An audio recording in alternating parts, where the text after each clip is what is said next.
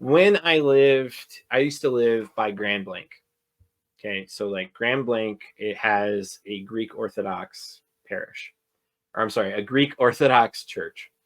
And I didn't switch to Orthodox, but what I did do is I had a monthly meeting with the priest there, Father Angelo. He was a very nice guy. He was very, very open to having conversations, and so we did. And so my wife was there, and she's pagan, and so at the time she was pagan. So it was a very interesting dialogue to just have that happen. But when it came to Father Angelo and I talking, a lot of it had to do with Catholic Orthodox stuff.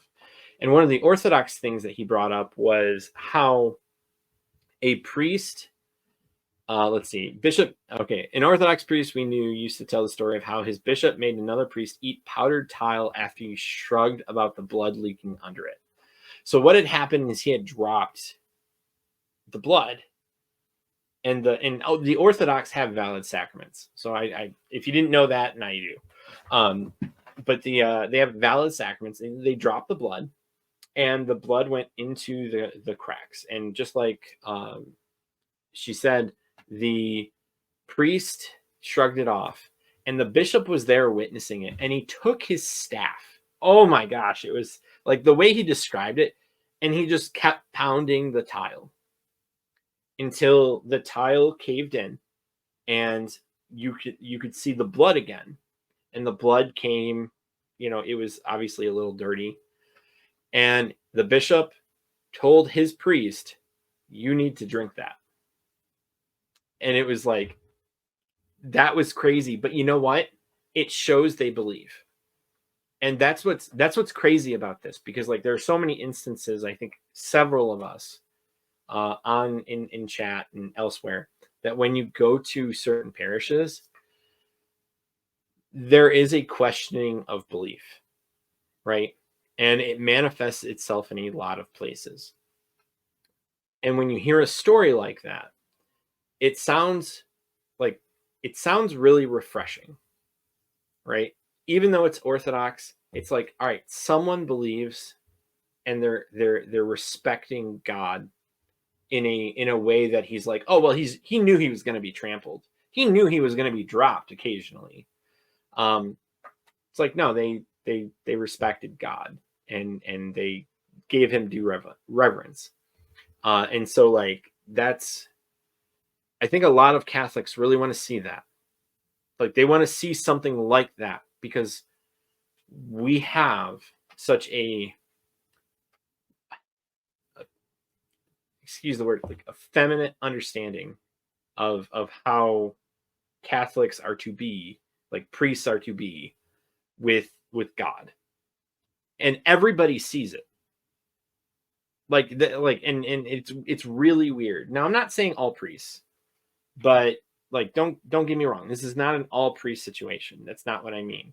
But there is definitely, unfortunately, a large plurality that like you don't know if they believe, because their actions don't reflect that.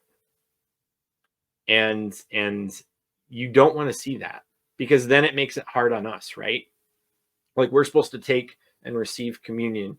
We're supposed to take God and then spread to the rest of the world. We're like the rest of the week, we're supposed to live out as Christ, or in a Christful way, or and it's like when you see your leaders, when you see your spiritual fathers not actualize reverence that's due to God, it's dampening. It's dampening to your faith. And so, if you're in a situation like that, so I'm not trying to black pill anybody. So because I mean, black pills are always opportunities, right? Black pills are always opportunities for white pills. When you see that, say something.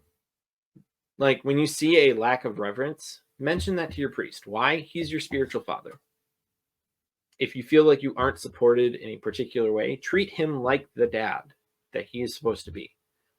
And if he doesn't respond well to that, Go somewhere else. And I know that's like incredibly harsh for some of these people, but like I think that's an effeminate understanding to not have that attitude. Because at the end of the day, you need spiritual nourishment, you need spiritual reinforcements. If your priest is not doing that for you, that's a real problem. And we saw that unfortunately happen in the pandemic, where you would have an entire vicariate or grouping of priests that would just shut down, and there would literally be no sacraments for miles. And like that shouldn't happen. Like, God is always supposed to be with us. He's always supposed to be there with us. And the clergy is supposed to manifest that in a very real way. And a lot of priests, did do that. It's like one of the reasons why I'm so proud of in a good way, my pastor, because he didn't close his doors.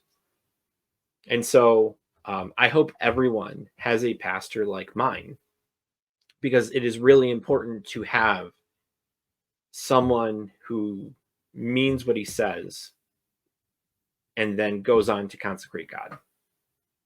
So that is me just kind of going off. But but at the end of the day, like, I'm not saying most priests. I'm not trying to throw priests under the bus. That's not the point. We have a real problem when it comes to manifesting like masculinity in the priesthood. We are quite literally a joke to the culture. And that simply shouldn't happen.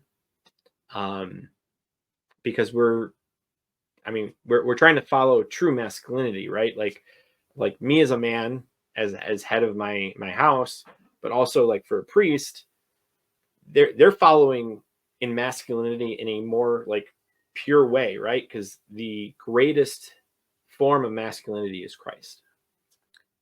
We should be dripping with masculinity. Like that should happen. And unfortunately, that's just simply not the case. So let me look at I'll spend a few more minutes with the chat, and then I'll get going, because I think I've exhausted everything I wanted to say, and a little bit more. So I need almost daily. Yeah, daily. Yes, that is great. The church is a hospital for sinners. It's not where the perfect are. So again, this isn't about perfection. Like, I'm not, like, some people will criticize those that are critical of obvious trends that happen, and they'll say, well, you're being pharisaic or whatever. And it's like, no, there's real expectations, right? Like there's real expectations we have, and that we should expect, given the station of priests, given the station of the church, given the station of us. That's not being judgmental to say that they're going to hell or anything. It's just, we recognize we are sinners, and that we do need to follow Christ and be reverent. And that there is, there is a waterfall effect that happens when a bishop, priest, deacon, then the laity, that people don't follow the faith. I would go so far as to say those studies that show that when the father is practicing, that the rate of the kids practicing just skyrockets. I would argue that has a spiritual dimension, because the father is the head of the household. He's the one that's supposed to act most like Christ in the household. And so when the kids don't see that, it's like the same thing as like when the priest doesn't show due reverence. It's going to affect the children, and in the priest's case, the spiritual children. And so but yeah, that is absolutely correct, Fotis. Love absolutely does change the culture, and we shouldn't be afraid of it either.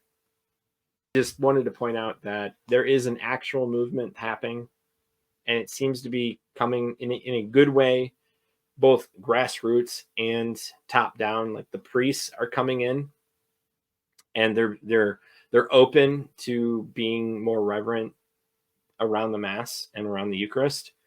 And then you have a group of people who are supporting them doing that. Support your priest. When they do something great, when they do something reverent for God, support that priest, because he's probably getting pushback. And he is going to appreciate your support. So if you notice he's adding incense, if you notice he's pushing people to receive on the tongue, kneeling, like really, really give him a pat on the, like a good pat on the back, like a, that he's going to appreciate. So, because that does a wonders. And I've seen it several times. So, so thank you all. And, oh, I'm sorry. Okay. So, I will say this just because you brought it. The chat room ads are killing me. So I put on monetization at the lowest possible level. And that's mostly because when this ends, there's a period of time where it processes, and I'm not able to switch it on and off, but people are watching, and typically most views happen like right after I post something. So that's why I have that. So I do apologize for that. That's where the $2 or $3 are coming from a month. So, but thank you, Olive.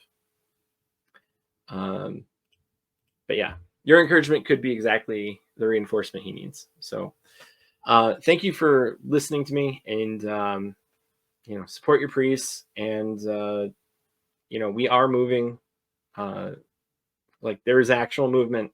And so just pay attention, and I think you'll start to see it more and more, especially with veils. So thank you for watching, and have a great day.